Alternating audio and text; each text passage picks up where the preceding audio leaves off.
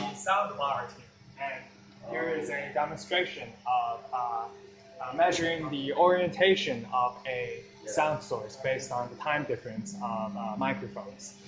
So here we have two microphones separated by 1 meter, and this time difference between when the sound arrives to the microphone will give us information on where the sound source is from. Okay, where's the sound coming from? And so the sound is coming from that computer, right? Mm-hmm. Some baselines are, we define this as the x-axis, so that's the positive x-axis. And so the sound source would be originating from somewhere, say around 100 to 150 degrees at the second quadrant. Okay. And we can see from the two oscilloscopes that both microphones are receiving sound from the sound source and also from my voice as well. Okay, let's go to the other one. The other one is also receiving sound, and they should be receiving the sound at with a time difference. All right.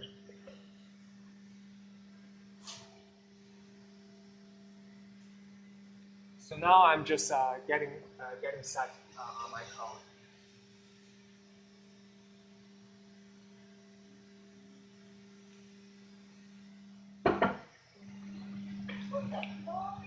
You can't just go around tapping windows.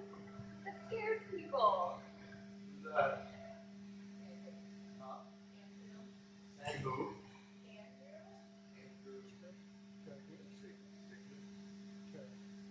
Can you help now? What does he want? He wants me to open the door for him. He probably can't get in.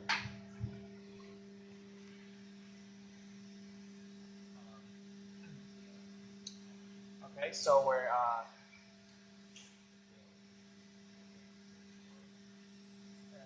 just setting up the code.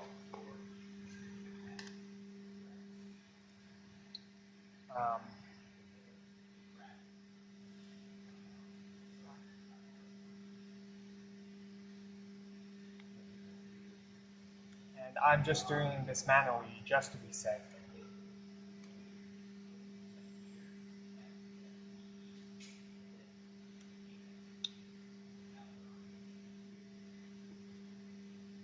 So by now the sound information should already be recorded into the MATLAB, and what we're doing now is doing post data collection analysis. All right, let's see what we find.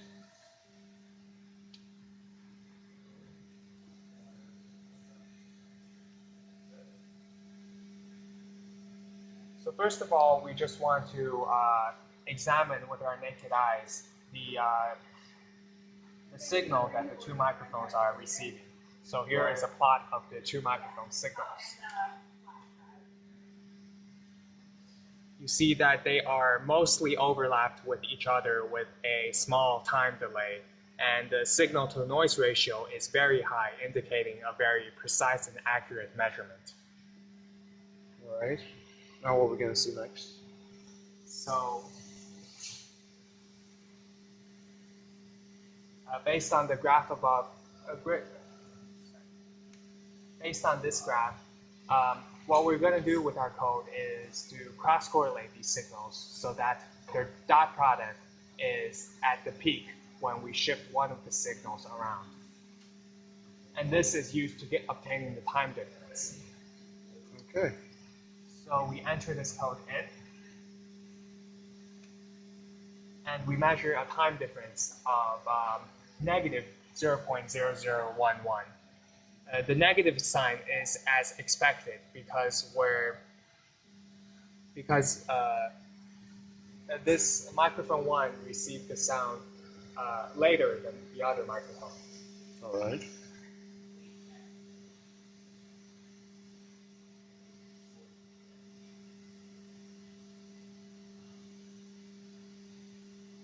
So now we just want to compute the angle from the time difference using a basic trigonometry geometry. All right. And we measure the angle to be 112.04 degrees. And again, that's 112 is pointing at the second quadrant. It's around, say, error of 10 to 20 degrees from the actual source, indicating a precise and accurate measurement of the angle. All right. That concludes test 1.